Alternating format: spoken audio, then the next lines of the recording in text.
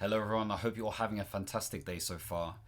Today I want to talk about something related to how we manage our emotions and stress when it comes to our career, when it comes to work, when it comes to the 9 to 5, especially during this time. I'm not going to lie to you, it's difficult, okay? This whole channel is centered on trying to give people not just a sense of hope, but a sense of understanding how they can practically really overcome some of their challenges.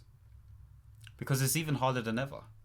There's increased competition, there are increased people feeling the way they're feeling, and therefore that minimizes the pool, especially in a world where there is, again, a lot of increased competition, reducing the resource pool because the expectations are high. So, whilst I'm saying this stuff, I'm not trying to glamorize it or trying to make it seem like it's easy.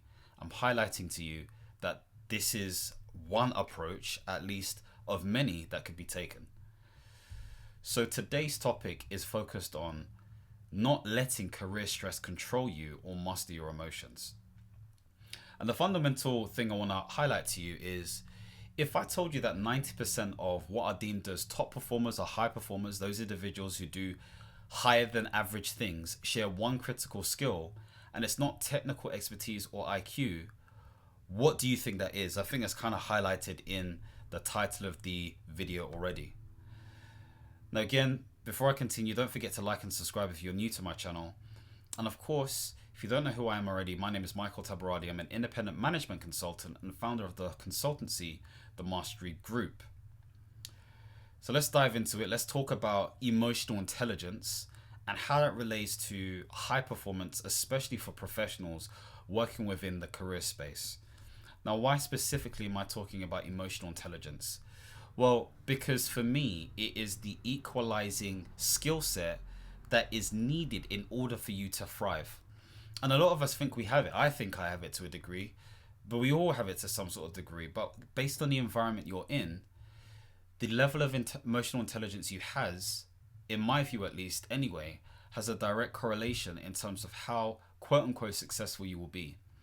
Now, that doesn't remove from the fact that you don't feel stressed, that you will need to be resilient, and all these different things there. But with emotional intelligence, there's a certain level of acceptance that life is life, and therefore how I control myself around life will determine the sort of results that I get. So let's get into it into a bit more detail. So first sort of point, understanding emotional intelligence. What is this whole thing? Now, essentially, emotional intelligence is our ability to understand our emotions, how to manage that information, and therefore how we respond to other people in different environments. That's all it is. When we think about specifically what intelligence is essentially the process of changing our behavior within a given environment under certain conditions. That's essentially what it is. And therefore, if that intelligence or change to those conditions changes our behaviors for the positive, then you are typically deemed as intelligent. So if you add the emotional element, it is taken into consideration our emotions. Now, of course, there are feelings and emotions, they're separate things. What do I mean by this? Feelings are the perceptions of what we experience when we have an emotion. The emotion element is the biomechanical or neurological or whatever it may be, psychological phenomena that happens within us, that happens internally, that triggers this perception which we know as a feeling. So for example, there is a package of emotions that are released when you are happy, when you perceive happiness. So that package of emotions internally is likely going to release something called dopamine or a whole host of other neurochemicals. But the experience you get, the feeling you get, the perception you get is happiness. So that's what we're talking about when we think about this stuff. And so when we're thinking about high performance, okay, high performance is in relation to doing something to a standard that is above average, that is deemed as excellent or great, above, the norm, so to speak. And that standard is a measuring stick to determine how well or how poor something is. And so the literature and the psychology has highlighted, and you can go and do these studies for yourself, check out these studies, should I say, that having a high degree of emotional intelligence, which is linked to things like, relationship management, negotiation, leadership, consulting, contracting, you need all of this stuff within this space, especially as a solopreneur, is related to high performance because you have a certain level of what they call a good locus of control over yourself as an individual, because you are able to determine your awareness and determine how you use that awareness information to manage yourself moving forward. You don't get rattled easily, essentially. And trust me, there are people within a working environment who can rattle you. Now, of course, when it comes to being a consultant, an independent one, or a contractor, you're in a space where you're kind of like subdued or removed from, should I say, work politics, because you're not necessarily part of the working environment in that way. You've come in as an expert or come in as additional resource, okay, depending on what your tax code says, to basically solve a certain problem or fill a certain gap. So you don't have to be involved with work politics. And so there is a certain degree of emotional intelligence that you can have. In fact, you can exercise it better because your biggest sort of like MO is to ensure that you deliver value and you make the money that you make, meaning that you don't piss anyone off very easily. So you have to have a high degree of emotional intelligence, so to speak, if you're going to be a good consultant. And so when we're thinking about the pillars of emotional intelligence, and this was popularized by a guy called Daniel Goleman back in 93 to 95, I want to say, but again, you can check this out for yourself. He didn't come up with this, but he popularized it. He stated that there were kind of like 4 or 5 different pockets of emotional intelligence that we need to bear in mind. So self-awareness, what is that? Self-awareness is essentially our ability to notice how we respond or react in given situations. What sort of emotions do we feel when something happens? That's essentially what it is. Can you note that?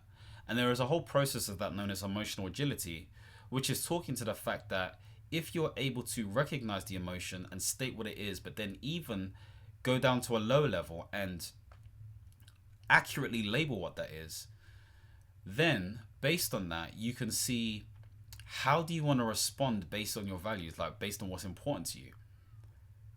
Then you make that response. That takes some time. I think it's Mel Robbins who talks about the 5-second rule, where you just kind of count down to 5 and you just give yourself some space and time to determine how you want to respond. It is that sort of energy. There's a book called Time to Think by Nancy Klein who talks about this stuff as well. Great books to lean into if you want to do sort of like coaching or just understand how to better be a leader in terms of your softer skills. She talks about the 10 thinking environments. These are all ways to really understand how you can exercise and understand your self-awareness better, because they talk about delayed gratification and all these different things there. It all links to this stuff, because the next step is self-management. Based on the information that you get from your awareness, how do you manage yourself effectively and appropriately so that you don't act like some bush monkey? So you don't act irrationally. You act according to what makes sense for the given goal or scenario that you want to realize. Okay. So if you feel anger, okay, and you've accurately labeled that as frustration, then your values should tell you that actually, even though I feel this stuff, what is best to do right now? I can express myself, but not inappropriately or in a way that harms others or maybe even compromises my goals. Maybe that's the value you tell yourself. So values are key to determining how you self-manage. You have to get to that conclusion. Sometimes having a coach is really good for that. So for any of you who require coaching from someone like myself or anybody else, whether that is formally or informally through somebody that you know within your community, that's a great way to exercise and understand yourself a bit better, but also have some level of self-management. When it comes to the self-awareness piece, that comes through self-reflection, review, journaling, even exercising, okay, because you notice things within your body, speaking to different people, speaking to yourself, voice note, like all these different things help you understand yourself better. Even self-assessments or personality tests, these are all part of the self-awareness piece. Then after the self-management, so that's all focused on you as an individual, okay? But then there's also the other bit, which is the social bit. It's focused on other people. And so with that in mind, there is this idea of social awareness. What do you notice other people do? How do you see them react and respond? Okay. And when you have a better understanding of yourself, I believe you have a better understanding of how other people respond, because we all have a likeness to a degree. We aren't the same, but we aren't that different too. So we can start to make some high level judgments based on our observations of ourselves, but also observations based on other individuals to help us better understand how to respond. Okay, which is the next bit, social management, okay, or relationship management as they may call it. And this is all centered around, based on what you observe of these individuals, how can I better influence? For those of you who are versed within this space, Robert Cialdini speaks about this in his book called The 5 Levels of Influence or Persuasion. I think there were different titles over the years, but he talks about all of this different stuff. Okay, so you can check it out. I've done a video on this before, so there may be a link to this. There may not be, who knows. But you can check it out. But above all of this stuff, okay, so you clearly have, you got two different camps. Let me change the screen. So you got two different camps. On one camp you got the self, on the other camp you got the social bit, okay. But then on the upper bit you've got the awareness bit, and on the lower bit you've got the management bit. So that gives you the whole sort of like circle, okay, when it comes to the whole, emotional intelligence sphere. But in the center of that, there is this element of motivation. And motivation stems from the fact that you want to better yourself. You want to get to a point of how do you improve. And so there has to be concerted effort around this. And this is why you have to have the right level of environment and or things that are being fed into your mind that makes you want to improve. Because all of the doom and gloom that we're seeing around us is making us not want to do any of this stuff. It's not wanting us to do this. And so what you'll see is there is a lot of either people in the comments, or there are people who are actually, talking about this stuff, who are just complaining. And they have the right to complain. But also that needs to be added to the conversation is also what can be done. And the stuff that is being highlighted doesn't feel great because it doesn't feel shiny and new. That's the thing that people would say, because as humans, we want new. That's the kick that we get. But new doesn't necessarily mean favorable. It does mean, however, that it's new. Okay, so you have to bear this stuff in mind. I'm talking about stuff that comes down to the grassroots. Whether you're looking at AI, whether you're looking at all this stuff, your EQ, your emotional intelligence, how you master your emotions is going to determine a lot for you in the future. So again, I think I've kind of sort of jumped the boat here in terms of like developing self-awareness, but these are just some triggers here. So I'm not even going to waste my time going through all of this stuff, okay? Because again, I've spoken about it. But when it comes to sort of like this element here, I think this is sort of like underutilized. And I want to talk about this whole element of resilience, okay? Resilience is a big one. I remember learning in my coach training back in 2020, I want to say, just understanding of what resilience is. And resilience is your ability to bounce back. That's what it is, okay, in a nutshell. But those people who have high levels of resilience are those people who are better able to manage their emotions. It's a fact, because if I don't know if you've ever watched my stuff where I talk about self-monitoring and I talk about authenticity and how part of authenticity requires you not to easily be influenced by external factors. That's what resilience is. You're not getting sucked in, okay? You kind of keep a certain steady. You are very aware of what's happening, but you have a certain strength. And it doesn't mean you shouldn't express yourself. This is not being necessarily so hard that you can't show emotion, but you're still consistent. You're still stable. You're still steady. We are living in a time where there is so much change that is happening, okay? The amount of messages I get, and I'm not even some famous person like that, okay? I'm just talking about a normal human being that gets messages either on their WhatsApp or on their LinkedIn DMs or response to comments or, calls or whatever it may be, especially as an individual who's quite proactive within a leadership space, whether that's professionally or personally. It is a lot to take in. But how do you keep that resilience factor? And that's being very clear of what your values are. I'm telling you, okay? That's also making sure you have the right people around you. So you have to make decisions centered around who do you want to discuss things with. Okay, I've spoken about the different types of friends on my channel before. You know, you got the people you talk ambition to about. You got the people who you can talk to them about anything. You got the people who are very helpful. You got the people who you just kind of have fun with. You got the person who is the mystery box, who you're not sure what you quite get with, and all this kind of person there. You got the person who just uses you. There are different types of individuals within different camps, but you have to lean on those people who truly align to what you need during the season that you're in. Don't just start getting rid of friends. I've done that before. Hang on to friends, see the value and understand what different parts they provide to you. And they really don't provide anything, then you can get rid of them.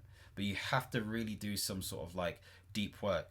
Within the career space though, you can't just easily just get rid of people. It's not that simple. So you have to find your battles, and you have to calculate when it's best to have a mature conversation with someone, when it's best to escalate things to line management or seniority, when it makes sense to ignore people, and then when it makes sense to allow people to do what they're doing. Bearing in mind that you have some evidence to protect yourself in those different situations. So these are all things that you have to bear in mind. And if you want me to go deeper in any of those different things, then let me know. I can definitely talk about that stuff if there's something specific that you guys have in mind. So moving on from that, we have cultivating social awareness, the art of empathy, which is a really good point, because really and truly, if I think about it, social awareness, okay, is having a certain level of empathy. So it's putting yourself in someone else's shoes and feeling and understanding what they are experiencing. That has to have a certain level of empathy and understanding. And what's the difference between understanding and empathy? Again, I'm not versed within this space, so this is what just is coming to mind. I guess with the empathy element, there is a certain consideration of how they are feeling based on the potential emotions that they may be eliciting, so to speak, or experiencing. So in other words, you're making a calculated guess that based on the observations that you see, okay, based on looking at them and stuff or hearing what they're saying, they are feeling a certain thing. And then you're internalizing that and saying, hey, how would I feel in this situation? Therefore, making a decision to then sort of like change your behavior in order to accommodate for this stuff accordingly based on the decisions that you make. That's what the empathy element is about. Whereas with understanding, it's almost like an acknowledgement of, or I guess I don't want to use the word understanding, a knowingness to a degree of the position that they're in, how they're positioned, so to speak. But it doesn't necessarily take into consideration the emotions and the feelings and all of that kind of stuff there.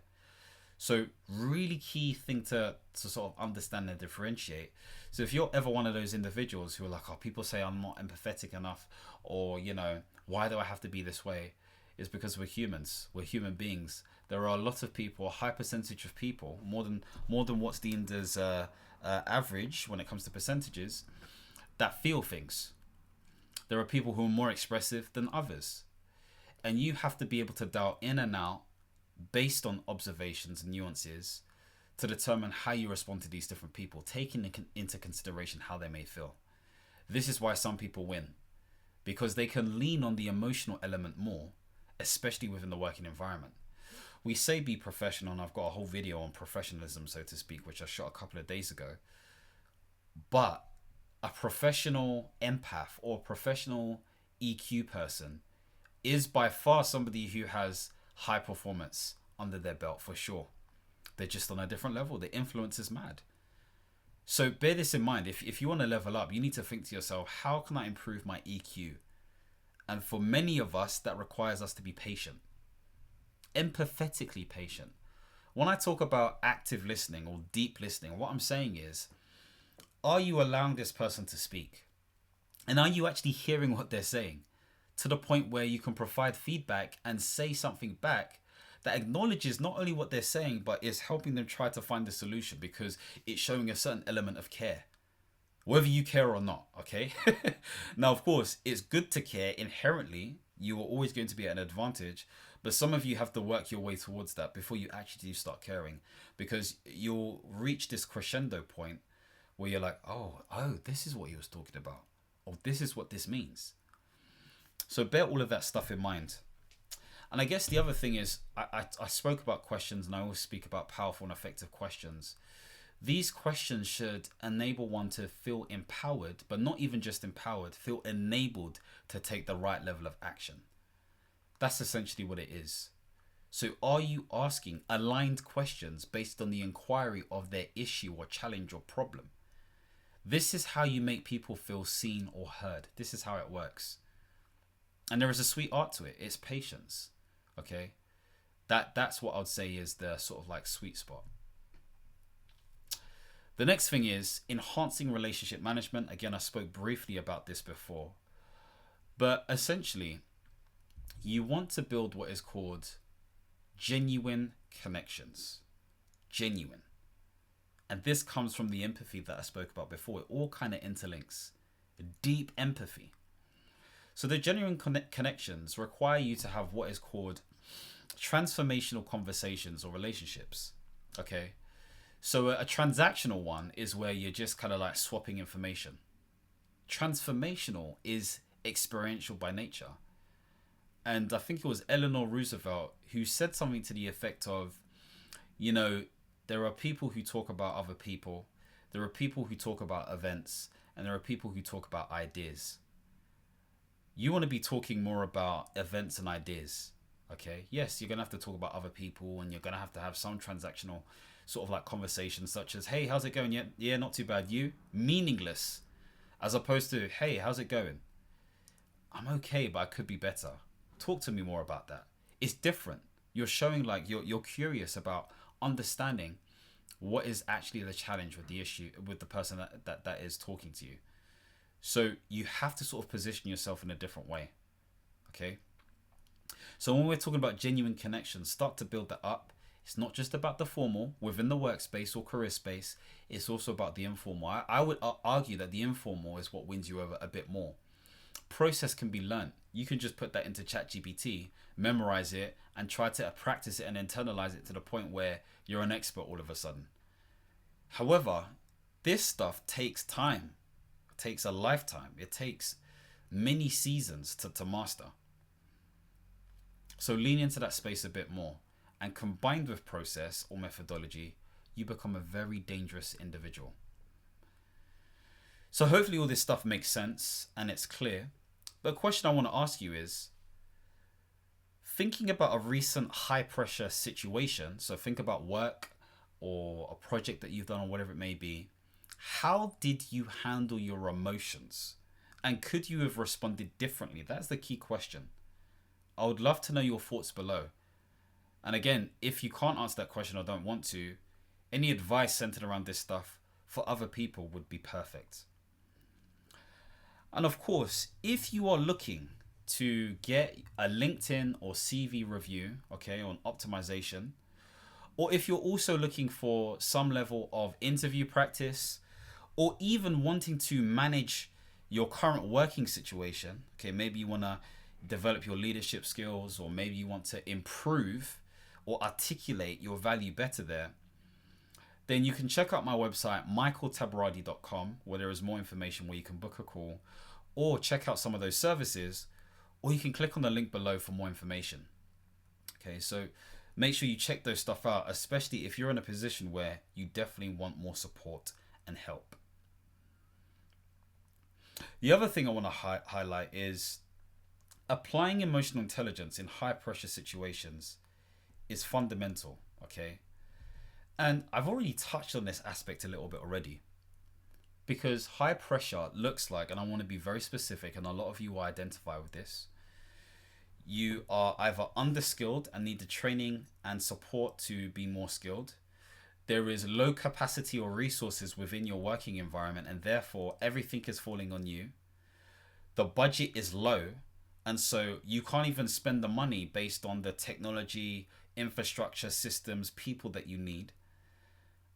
Plus, there are high demands from senior stakeholders, commissioners, the purchasers, the buyers, all of those different people because of the mad changes that are happening around the world. Whether this is pressure from the government based on things happening with taxation and inflation and interest rates and all this kind of stuff there. All of that stuff that's happening in the macrosphere is affecting your chrono system and your experience. That's what high pressure looks like. And so I've always been taught that, again, when things are complex and ambiguous, you focus on what you can control. There has to be a certain level of surrender to the fact that you can only do what you can do. It's that simple. You can only do what you can do. And there's no point forcing something else. But with that in mind, what you do, you should aim to do it with excellence. Not for the necessarily the stakeholders or the organization, but for yourself. Because all of the stuff that I've spoken about before, again, it all links. If you want to evidence and show value, you need examples of that stuff. And if you can show a high degree of EQ, you are more likely going to complete and track and articulate better the value that you provide because you have a level head. Why do you have a level head? Because you take time to reflect on this stuff and note this stuff down, or voice record, or whatever it may be. Okay? So that's what that specifically looks like. There's also an element of measuring and sustaining your emotional intelligence and growing that in the best way. Okay? And if any of you have purchased my life navigation system, which is a Notion template, which is essentially a way for you to, number one, plan, reflect, and review your life. But number two, enable you to track progress. You will see that when it comes to the journal aspect of things, I track mood using emojis. Okay, I track mood. And against that mood, there is commentary to support why I feel the way I feel. And then there will be a weekly outlook, there will be a monthly outlook, and there will be a quarterly outlook. Now, do I follow it strictly? No. Is it very useful? 100%. What? Because I can start to see there are patterns and themes. Around my birthday, I'm eating more. So I'm a bit weightier, okay? Which will affect my mood and my outlook. When it comes to September and October, there's always some sort of monetary thing which gives me frustration or whatever it may be. Why? Because the labor markets are different. The economic markets are different. There is less activity. So all of these things could be answered as long as you are able to track the themes. And so this is going to be an important thing, like being able to track your progress, being able to journal, okay? But also too, being in a position where you're learning more about this stuff. So, again, everyone's focus right now is money, but then they're realizing that actually money's important, but I need the skills and competencies to develop that. So they realize they have to take these programs or courses to better position themselves, or at least do a lot of self-learning via YouTube and books and speaking to different people and experience before they can get to the next stage. But whilst they're doing that, they're realizing actually mentality, mindset, which is the established set of attitudes in our psychology, needs to be on point. It always comes back down to the psychology. And so whether you do this as primary research or secondary research, which is reading, okay, and talking to different people, really make psychology a topic that you're going to master. Master it. I'm telling you. It is one of the best things that you can do. And if there is any type of psychology that would make sense to better understand, I would argue it would be humanistic psychology and positive psychology, which was I forget who popularized it again, but he's the president of the Positive Psychology Institute back in the States. Again, if you've heard of this model called PERMA, check it out. I'm not going to talk about it too tough. I've spoken about it on my channel already, but it's a great incentive for you to align yourself to something that makes sense when it comes to a certain framework. So deep learning is going to be important. But I guess the final thing is getting some level of feedback. Okay. Feedback is key. And constructive feedback is important. So I've been getting a lot of feedback on my comments, which has been very helpful. And I've been getting some, I guess, unhelpful feedback, which has just been a rant or some sort of criticism. Unless that criticism is constructive by nature, then it doesn't mean anything to me. But if it is constructive by nature and it's something that I can use in order to move forward and enough people are saying it, of course, it makes sense to take on board that information and that advice or that outlook or observation. So feedback is fundamental. There's also understanding the long-term impact of emotional intelligence in your career and life. And it's pretty straightforward. I mean, the writing's on the tin right here. Career growth, why? Because you're putting yourself in a position where more people like you, you are more sincere and authentic by nature, you know how to communicate well. This is a skill that is underlooked by many people but sought after by many. And that generates a certain aura of leadership about you. I mean, there's a clear relationship between mastering your emotions and leadership. The second thing is centered around, again, personal fulfillment. You're just going to feel stronger as an individual. You know how to self-lead. And you feel like you're mastering this element of emotional management. And the third thing is legacy and influence.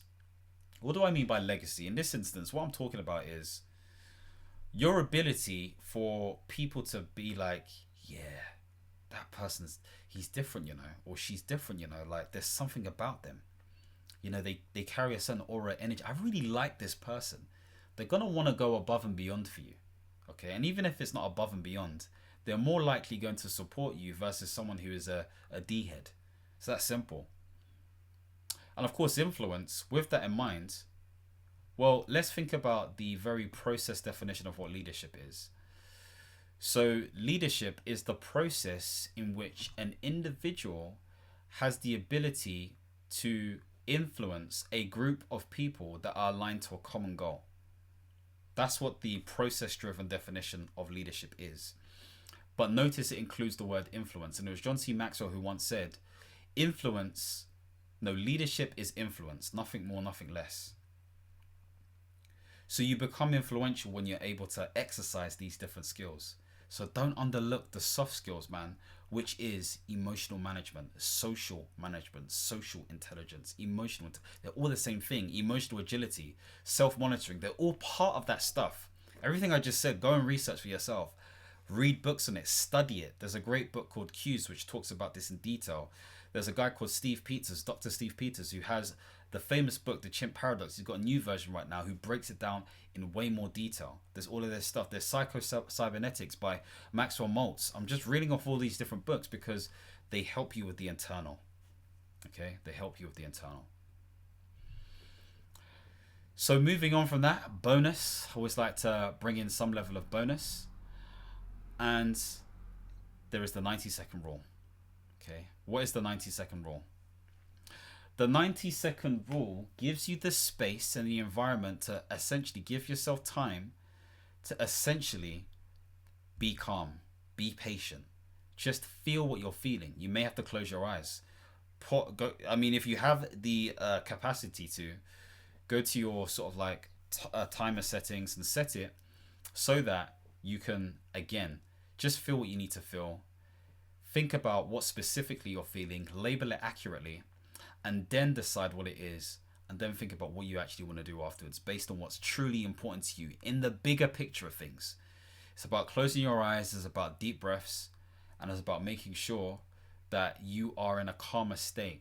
You're not letting the chimp take over as opposed to the human, okay? Based on what the Chimp Paradox talks about. Great book to really relay this stuff in a bit more detail. So, to summarize, emotional intelligence is the ability to recognize your emotions and understand how you can build the right level of awareness to manage it for yourself, but also for others. And the part for others is called social intelligence, okay?